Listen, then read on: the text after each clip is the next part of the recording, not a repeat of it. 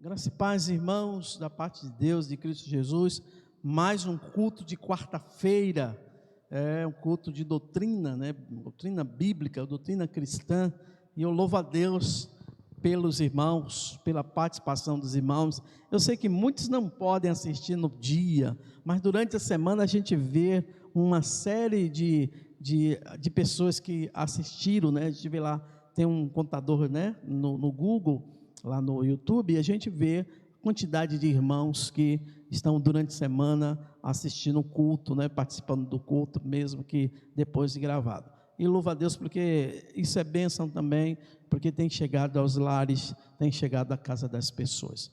Nós queremos hoje, diante do que nós estamos vivendo nos nossos dias, usar o texto que é como base de meditação do nosso ano, Hoje, esse ano, nós estamos com o tema Praticando a Palavra do Senhor.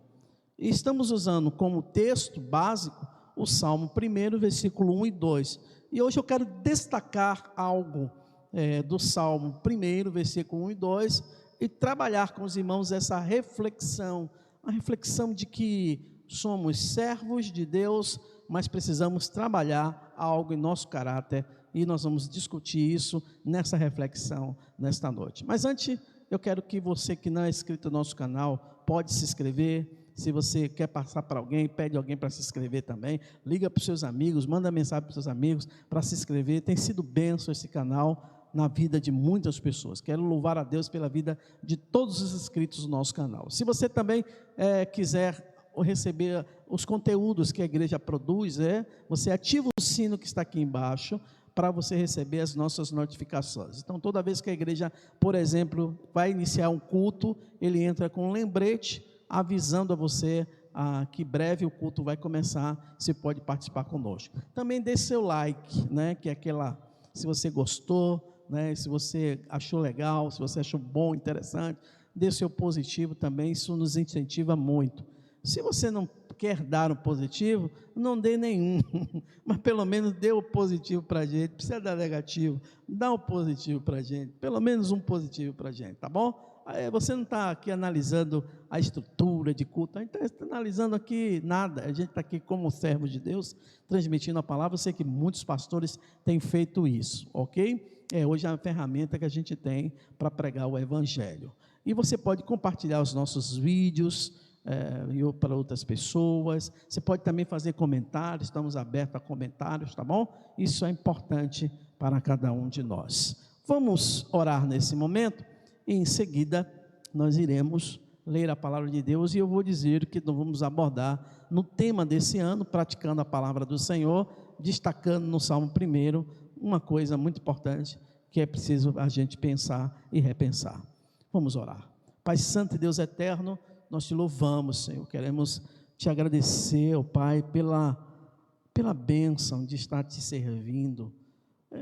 Nós somos filhos do Senhor, nós somos servos do Senhor, e louvamos a Ti porque o Senhor tem nos abençoado, apesar de não merecermos, o Senhor tem cuidado de nós. Obrigado, ó Deus, pela forma especial, pelo cuidado que o Senhor tem, tratando o Teu povo, chamado Igreja do Senhor, aqui na terra. Agora, Pai, queremos te apresentar nesta hora todos os enfermos desta igreja, de outras igrejas, os vizinhos e amigos.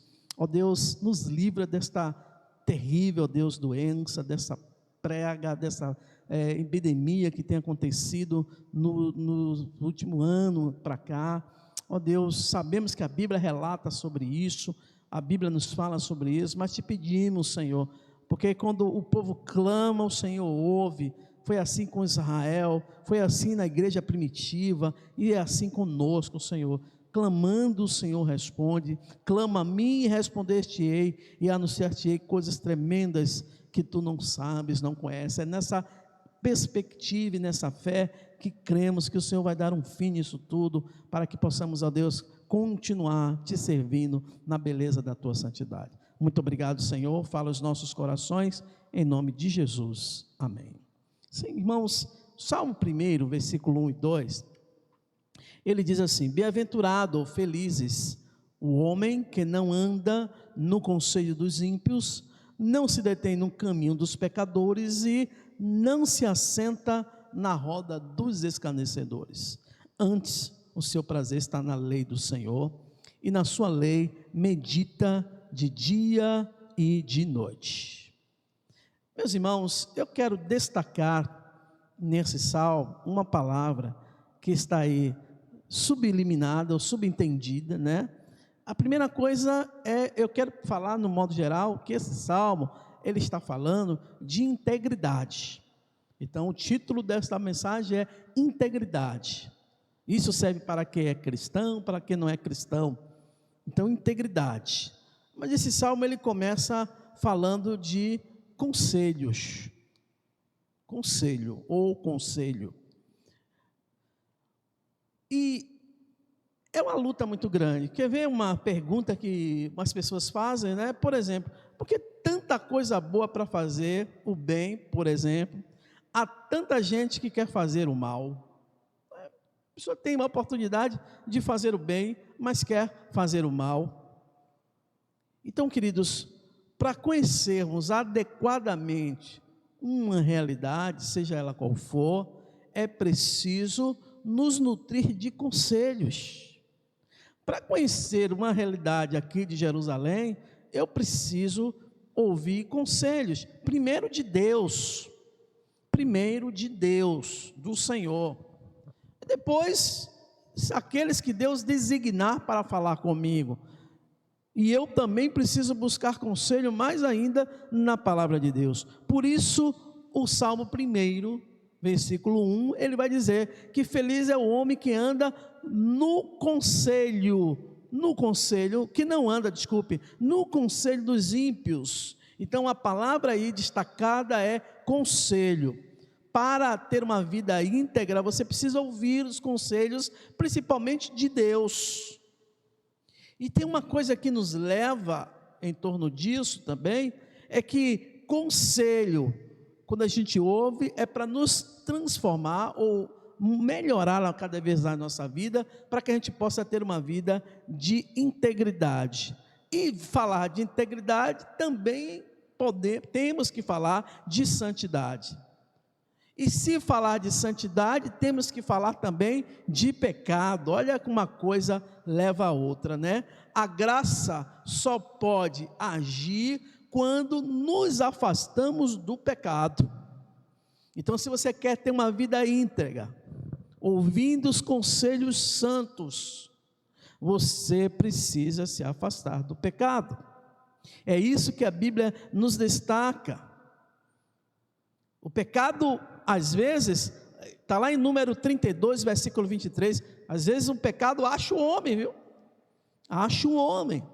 E o homem que está desguarnecido, ou seja, sem preparo espiritual, sem preparo teológico, sem preparo nas escrituras, o pecado acha, e o homem não tem ferramentas para lutar contra isso, e termina transformando, ao invés de um homem íntegro, um homem sem integridade. Então, cuidado. Alguém disse no passado, aliás, o autor Pierre Francin disse que pecado é o suicídio intencional da nossa liberdade. Já diziam os gregos, né, que o mal da liberdade, o mal da democracia é o excesso de liberdade. Porque se a gente não sabe lidar com a liberdade, vira uma libertinagem. É o que tem acontecido no mundo. Os meus direitos, e todo mundo está entrando nessa vibe, dessa libertinagem, das coisas que, irmãos, eu nem esperava ouvir na minha geração, hoje é tão natural, e inclusive em algumas igrejas. Mas o Mateus 6,13, Jesus falando da oração, ele vai no final dizer assim: livra-nos do mal. Eu quero dizer para os irmãos que o mal não é um problema e o mal não é um enigma. O mal é o problema. Que a gente diz assim: o mal é um problema aqui, que acontece. Não, gente, o mal não é também um enigma, uma coisa indecifrável, não. O mal é o problema no mundo. O mundo jaz no maligno, então o mal é o problema. Então qual o conselho bíblico? Fuja do mal. Abra sua Bíblia lá em 1 Tessalonicenses, por favor. Eu vou aqui abrir para os irmãos também. 1 Tessalonicenses 5. Deixa eu aqui que eu já marquei aqui. 1 Tessalonicenses 5, versículo 22. O texto diz: abstendo-vos de toda forma de mal. Então você, muitas vezes, peca porque você não tem fugido do mal e não tem vivido uma vida íntegra, porque tem abraçado o mal. E quando a gente pensa o mal, a gente personaliza logo, né? O diabo, Satanás, essas coisas realmente representam o mal. Mas muitas coisas é gerada por nós mesmos. Então, abstendo-se de toda aparência do mal. Sabe o que é isso? Afaste-se o mais rápido possível. Se afaste do mal o mais rápido que você puder possível. Então, é preciso buscar sim um padrão de integridade, e o padrão de integridade faz a diferença nos dias de hoje. Provérbios 11:3 diz que a integridade dos retos o guia. O homem, quando ele é íntegro, essa integridade é o guia dele, segundo Provérbios 11:3. A busca mundial pela qualidade total, né, os ISO 9000, 9001, controle de qualidade, o mundo tem vivido isso, o mundo secular, ou seja, é fundamentar aquela empresa em qualidade, de tal forma que aquele produto, quando saia dali daquela fábrica, aquele produto seja aceito em boa parte do mundo existente. Por quê? Porque aquele produto representa a qualidade total. E eu fiquei me perguntando, e o ISO 9000, 9001 de qualidade de caráter? Que a gente nem tem visto isso, inclusive em alguns crentes, há muita falta de caráter, né? No mundo cristão, para se ter caráter, é preciso ter piedade. Esta palavra nos cerca muito, e vamos entender ela. Abra sua Bíblia, querido irmão, em 1 Timóteo, capítulo 2, 1 Timóteo 2, deixa a sua Bíblia aberta, nós vamos ler alguns textos de 1 Timóteo 2. O mundo cristão, a palavra-chave é piedade. No mundo secular, o fundamento não está no caráter, está na qualidade. Qualidade do produto, qualidade disso, tal. Às vezes a pessoa, quantas vezes você foi para uma clínica ser atendido pelo médico e ele estava fumando, por exemplo? Então assim, ele trata de saúde do outro, mas não trata a saúde própria, né? Tem isso. Olha o que é que Paulo diz em 1 Timóteo 2, de 1 a 2. Antes de tudo, pois, exorto que se use a prática de súplicas, orações, intercessões, ações de graça em favor de todos os homens, em favor dos reis e de todos que acham investidos de autoridade, para que vivamos de vida tranquila, mansa, com toda a piedade e respeito.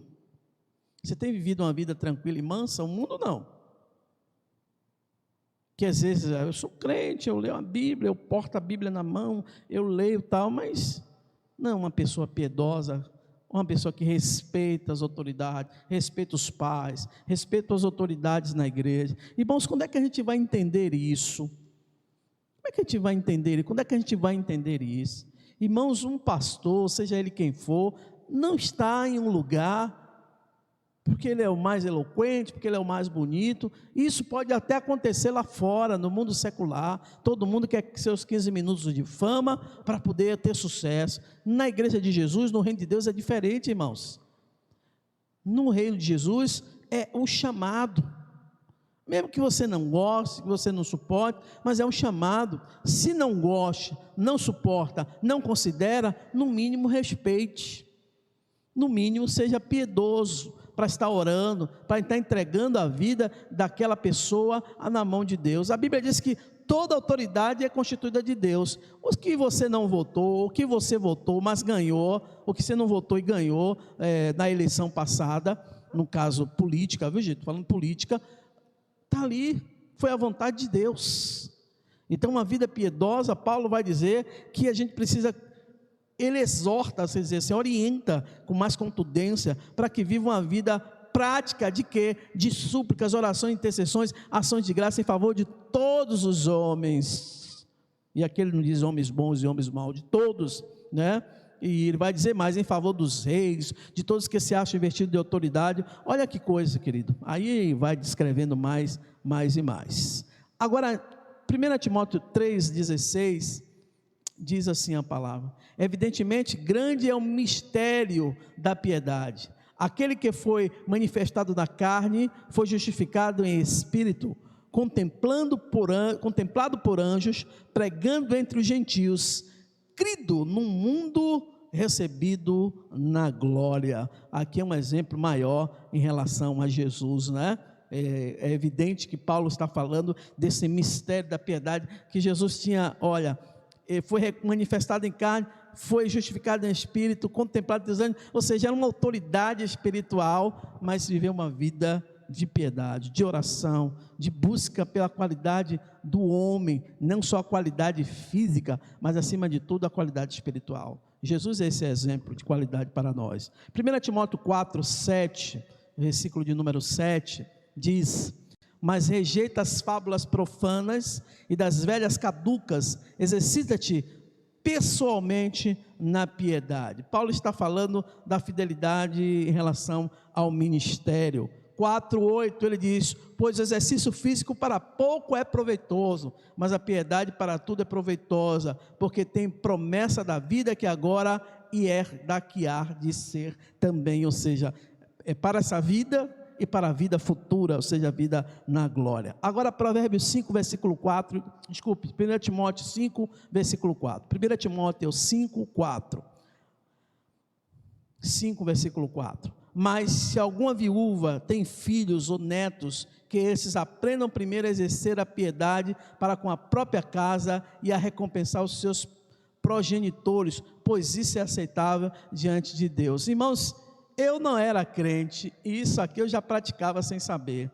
Lá na minha família, como a gente teve que trabalhar cedo, meus irmãos e eu, então a gente, parte do que a gente ganhava, seja um meio salário mínimo, boa parte, aliás, uma parte maior, era dada em casa. Primeiro os progenitores, Paulo está dizendo, ou seja, pai e mãe. Você tem ganhado, você jovem, tem trabalhado, tem ganhado, não tem dado nada em casa e quer ter uma vida próspera, né? Você não tem abençoado aqueles que lhe abençoaram antes, seu pai, sua mãe. Então o conselho bíblico para nós, Paulo a Timóteo vai dizer isso, queridos irmãos. Mas se alguém tem, claro que ele está falando em relação à viúva que tem filhos, mas ele está dizendo, olha, que aprendam primeiro a exercer piedade para com a própria casa e a recompensar os seus primogênitos, pois isso é aceitável diante de Deus. Esse cara está falando de a igreja deve ajudar as viúvas, deve ajudar os filhos que são órfãos, enfim, mas isso aplica também à casa de Deus, no sentido de igreja do Senhor. 6, versículo 3 de 1 Timóteo. Se alguém ensina outra doutrina e não concorda com as sãs palavras do nosso Senhor Jesus Cristo e com o ensino segundo a piedade, ou seja, a palavra de Deus está dizendo justamente isso. Se você está ensinando e seu ensino tem mais a ver com coisas que vai gerar em você arrogância, vai gerar em você outro tipo de atitude que não seja aquela piedosa diante de Deus, Paulo manda rejeitar esse tipo de ensino. Capítulo 6, versículo 6 agora. De fato, grande fonte de lucro é a piedade com um contentamento, ou seja, é um lucro não financeiro, não é um lucro de dividendos, mas é um lucro no sentido que você era um homem, vai gerar um homem, uma mulher, uma criança, um adolescente, um jovem, que compreenda os mistérios da palavra de Deus e exercita a piedade, que o Paulo vai dizer em orações, em súplicas, ajudando os que precisam. Olha como uma coisa vai nos ajudando para que nosso caráter seja semelhante ao de Cristo. Observe, irmãos, isso. Agora, capítulo 6, versículo 11 diz: tu, porém, ó homem de Deus, foge dessas coisas, antes segue a justiça, a piedade, a fé, o amor, a constância, a mansidão. O que é que ele está mandando fugir? Lá no versículo 10 ele vai dizer, porque o amor do dinheiro é a raiz de todos os males, e alguns nessa cobiça se desviaram da fé, e assim mesmo se atormentaram com muitas dores, e aqui eu acrescentaria muitas dívidas, né? Que as dívidas causam dores. Aí Paulo vai dizer: tu, porém, homem de Deus, foge dessas coisas, segue a justiça e piedade, a fé, o amor, a consciência e a mansidão. Meu querido irmãos, como é que eu consigo isso, pastor? Eu vou para a palavra de Deus.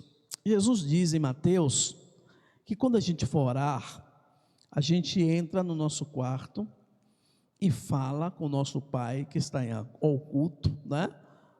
Que está em oculto, e Ele lhe ouvirá, né? Mateus 6, versículo 5, Jesus diz assim: e quando orardes, não sereis como os hipócritas, porque gostam de orar em pé nas sinagogas e nos cantos das praças, para serem vistos dos homens. Em verdade vos digo que eles já receberam a recompensa. Tu, porém, quando orares, entra no teu quarto e, fechada a porta, ora a teu pai que está escrito, e teu pai que vê em secreto te recompensará. Queridos, isso é um texto fantástico. Primeiro que Jesus está falando no sentido figurado aqui, eu vou tentar decifrar para os irmãos. Entrar no quarto e orar ao pai que está no culto pode ser um gesto prático mesmo, a gente faz isso na prática, mas ele está falando primeiro de desligamento. Entrar no quarto e ficar em secreto, ou seja, desligar-se de tudo, de todos. Que está difícil, né? Se desligar das redes sociais. Está difícil desligar dos contatos, mas é esse o propósito da oração. Desligamento. A outra coisa é reconhecimento. Ora a teu pai, reconhece alguém acima de você, a teu pai que está nos céus, a saber Deus, ou seja, reconhecer que Deus é soberano para resolver o meu e o seu problema, para te perdoar, para te abençoar, ou seja, além de desligamento, reconhecimento. E a outra coisa que está aqui implícita nesse texto é recolhimento. Você precisa de momentos a sós com Deus. Pastor Carlos até criou isso aqui para a gente, né? Tempo a sós com Deus, né? TSD, se eu não me engano, TSD, tempo a sós com Deus. Você precisa ter um TSD. Esse texto de Mateus 6 está falando de desligamento, reconhecimento, desligamento, reconhecimento e recolhimento. Recolher-se, primeiro a nossa insignificância como homens maus, pecadores, mas recolhendo também para uma vida de piedade. A piedade é a força que impede a desentregação promovida pela impiedade. A piedade é uma força que impede que a nossa piedade ela se desintegre de tal forma que caiamos na impiedade. Meus irmãos, e quem é esse homem piedoso, esse homem íntegro que Paulo está falando, que a Bíblia está falando? O piedoso, biblicamente falando, é aquele que se torna íntimo do Senhor. Mas os obstáculos cristãos, principalmente os obstáculos contemporâneos, têm evitado que nós, seres humanos, servidores de Deus, servos de Deus, vivamos uma vida de adoração, de encher-se de Deus. A cultura da globalização tem jogado sobre nós que tudo hoje deve ser a curto prazo, ou seja, rápido, dinâmico. Então as amizades têm desintegrado por falta de lealdade, o companheirismo, a fidelidade, as coisas que é duradoura, isso não existe praticamente. O moral humano, como a gente vê homens de cabelos brancos, né?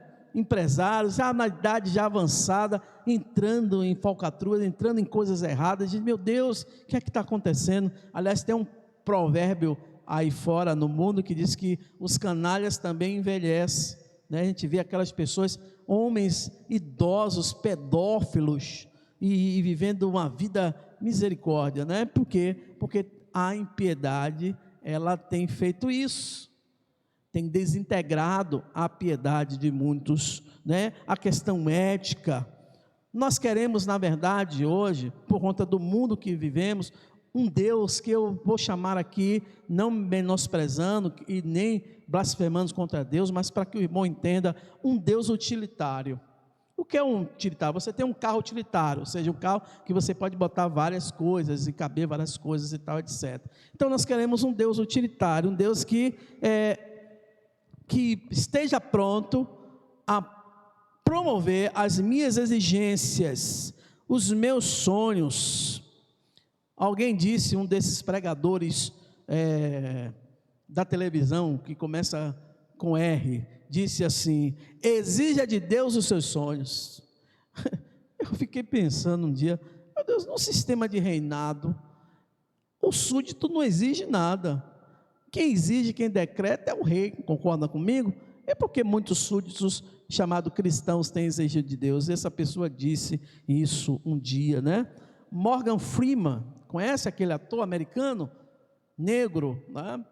Morgan Freeman é muito conhecido. Ele disse: Deus, isso foi em um documentário, eu destaquei, essas coisas eu destaco, e quando eu posso eu coloco em um sermão meu assim, que dê para encaixar. Um dia ele disse: Deus é o amigo imaginário dos adultos. Está vendo, irmãos? E seu filho vai crescer ouvindo isso. O ator Morgan Freeman, que eu gosto muito, por sinal, mas ele disse: Deus é o amigo imaginário dos adultos, é um Deus indiferente. Como recuperar a profundidade perdida com Deus? Como resgatar isso? A gente resgata, irmãos, buscando ao Senhor, a pessoa de Deus como Pai. Provérbios, aliás, se eu não me engano é Provérbios, deixa eu ver aqui com os irmãos, para não dar o texto errado. Aqui não, é Cantares 2, Cântico dos Cânticos, né? Capítulo 2, versículos